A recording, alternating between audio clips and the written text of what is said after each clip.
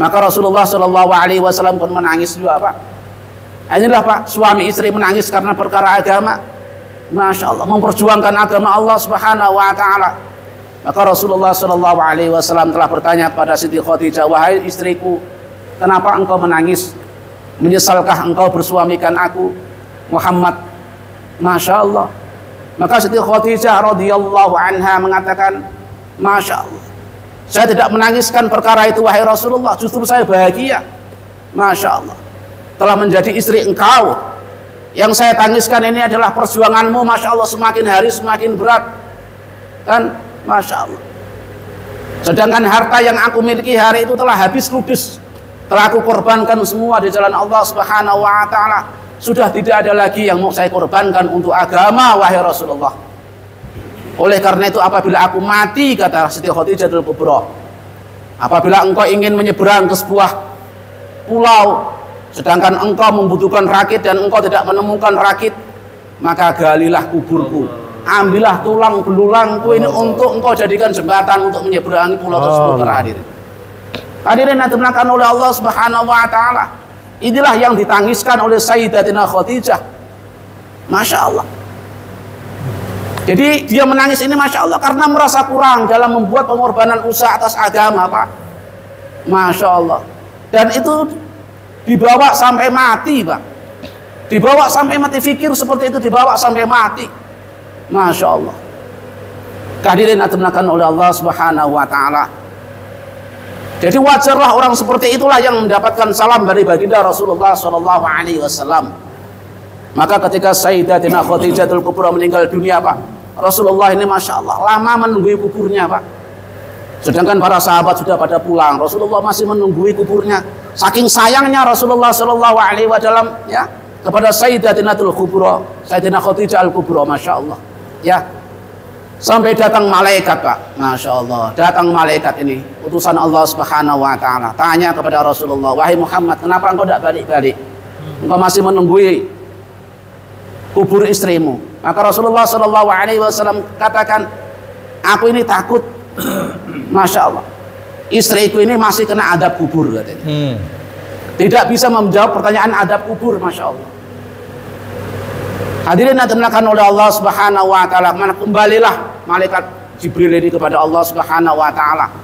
Tidak lama kembali, Pak, datang lagi, Pak. Wahai Muhammad, ada kabar gembira. Aku diutus oleh Allah Subhanahu Wa Taala untuk mengirimkan salam kepadamu.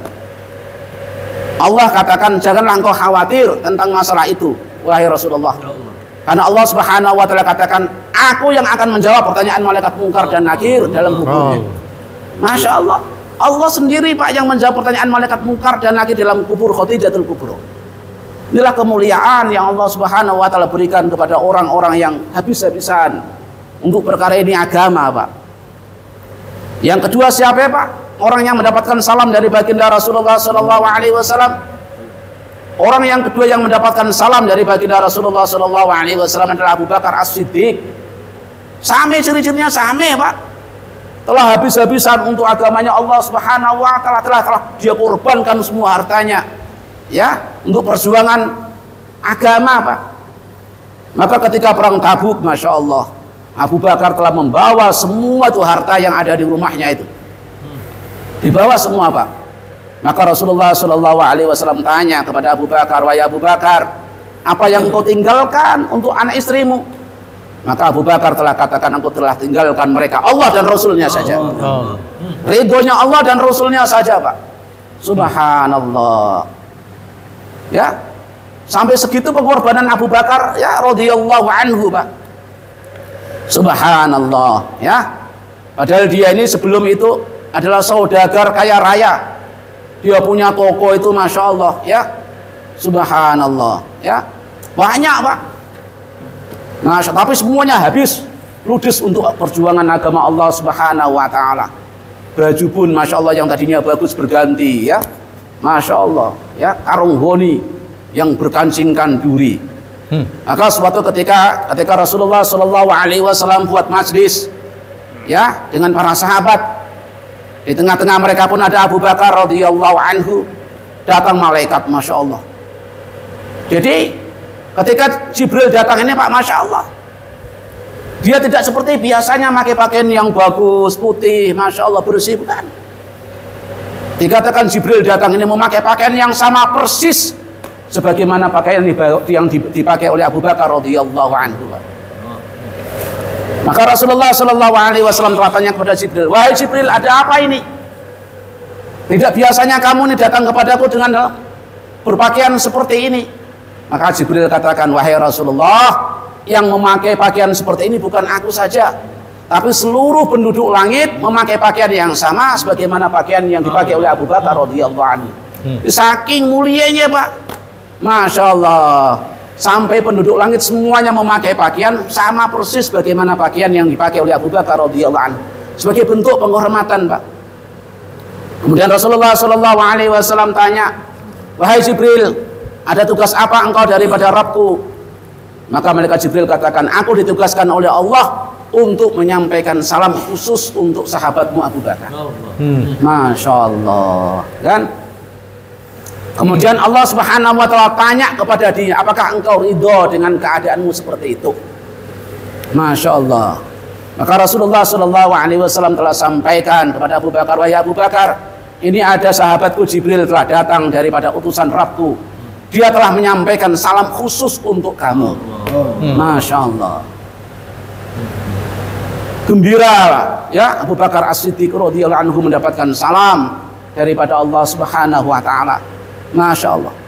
Kemudian Rasulullah setelah sampaikan pertanyaan daripada Allah Subhanahu Wa Taala, wahai Abu Bakar, Allah Subhanahu Wa Taala telah menyampaikan pesan kepadaku untuk menyampaikan apakah engkau ridho dengan keadaanmu seperti itu. Maka Abu Bakar menangis, Pak. Apakah kehidupanku ini bukan milik Allah? Apakah semua hartaku bukan milik Allah? Masya Allah. Maknanya apa? Dia ridho. Pun seandainya masih punya harta selain daripada itu, semuanya akan dikorbankan semuanya untuk agama Allah Subhanahu Wa Taala. Pun punya nyawa yang rangkap, Pak. Pun seandainya diberi 1000 nyawa, maka semuanya satu persatu akan dikorbankan untuk agamanya Allah Subhanahu Wa Taala. Telah hadirin yang dimuliakan oleh Allah Subhanahu Wa Taala, saking mulianya, Pak, dua manusia itu sampai mendapatkan salam daripada Allah Subhanahu Wa Taala langsung, Pak.